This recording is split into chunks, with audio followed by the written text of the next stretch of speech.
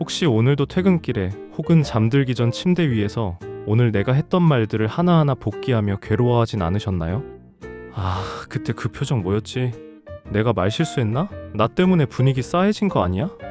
이런 생각들은 꼬리에 꼬리를 물고 이어지죠. 남들은 별걸 다 신경 쓴다, 예민하다, 자존감이 낮아서 그래라고 쉽게 말하곤 합니다.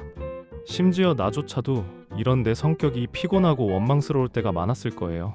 하지만 여러분, 오늘 이 영상 끝까지 보시면 여러분의 단점이라고 생각했던 그 성격이 사실은 신이 주신 재능이었다는 걸 깨닫게 되실 겁니다.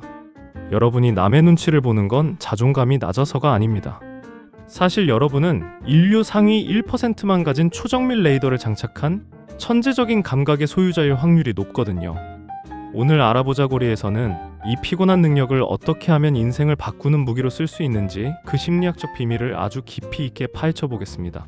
먼저 우리가 눈치를 본다는 행위를 뇌과학적으로 분석해 볼까요? 보통 사람들은 상대방의 말만 듣습니다. 하지만 눈치 보는 사람의 뇌는 다릅니다.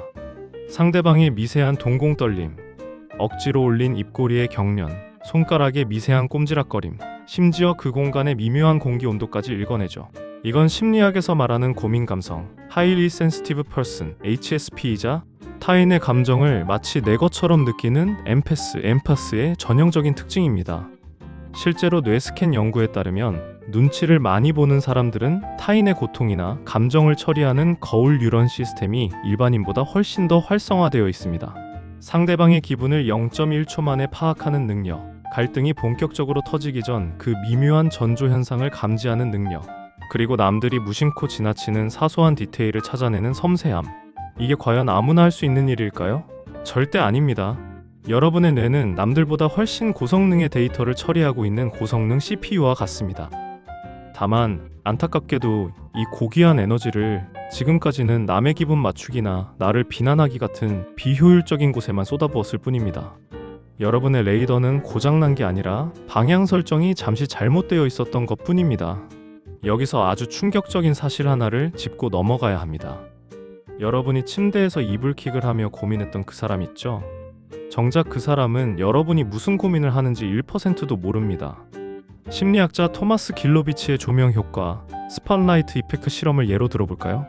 실험 참가자들에게 아주 민망한 그림이 그려진 티셔츠를 입히고 사람들 앞에 서게 했습니다. 참가자들은 절반 이상의 사람들이 내 티셔츠를 비웃을 거라고 생각했지만 실제로 그 티셔츠를 기억하는 사람은 20%도 되지 않았습니다.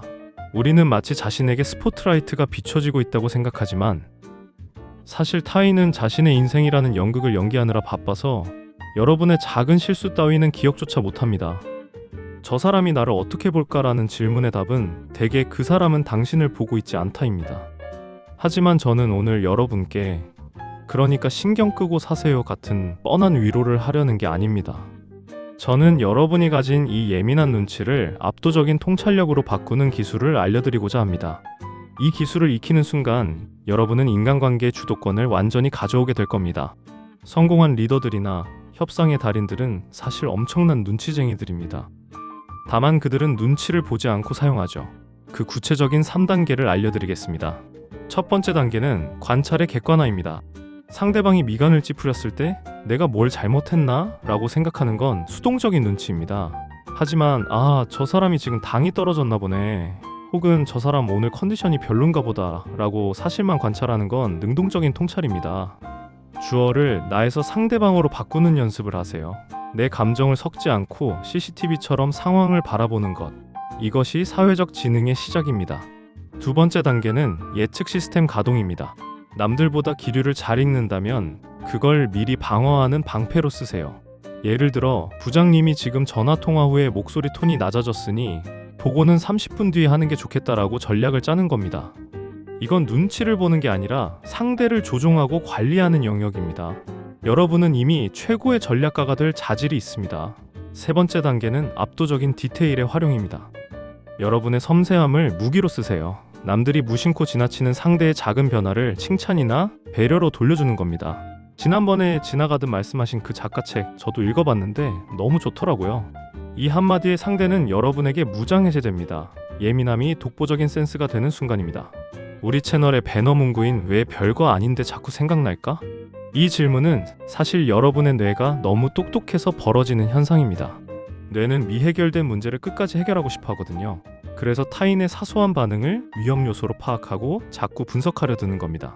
이럴 땐 심리학의 인지 재구조화 기법과 더불어 555 규칙을 써보세요. 스스로에게 물어보는 겁니다. 이 일이 5분 뒤에도 중요할까? 5개월 뒤에도 중요할까? 5년 뒤에도 내 인생에 영향을 줄까? 대부분의 일은 5개월 뒤면 기억도 안 날 별거 아닌 일들입니다. 여러분이 주연 배우가 아니라 그들의 인생이라는 영화 속을 멋지게 지나가는 조연 혹은 특별 출연일 뿐이라는 걸 인정하세요. 이건 서글픈 게 아니라 엄청난 자유를 줍니다. 내가 무슨 실수를 해도 사람들은 생각보다 나에게 큰 관심이 없다는 진리를 받아들이는 순간 비로소 여러분의 레이더는 다시 자신을 향해 작동하기 시작할 겁니다. 정리하겠습니다. 남의 눈치를 본다는 건 당신이 그만큼 타인에 대한 배려심이 깊고 상황 파악 능력이 탁월하다는 확실한 증거입니다. 이제 그 강력한 에너지를 남의 기분 맞추기가 아닌 나의 성장을 위해 사용해보세요. 내가 지금 무엇 때문에 불편하지? 나는 지금 무엇을 원하지? 라고 스스로에게 질문을 던지세요. 그 엄청난 데이터를 자신을 분석하는 데 쓰는 순간 여러분은 누구보다 빠르게 원하는 삶을 살게 될 겁니다. 여러분의 예민함은 저주가 아니라 축복입니다. 다만 그 축복을 사용하는 법을 이제야 배우기 시작한 것뿐이죠. 오늘 영상이 내가 이상한 게 아니었구나라는 위로가 되었다면 구독과 좋아요 부탁드립니다. 여러분의 머릿속을 떠나지 않는 별거 아닌 생각들이 있다면 댓글로 남겨주세요. 제가 직접 백호의 마음을 담아 여러분의 마음을 읽어드리고 답해드릴게요. 지금까지 알아보자고 심리였습니다. 당신은 지금 이대로도 충분히 훌륭하고 생각보다 훨씬 대단한 사람입니다. 오늘도 편안한 밤 되세요.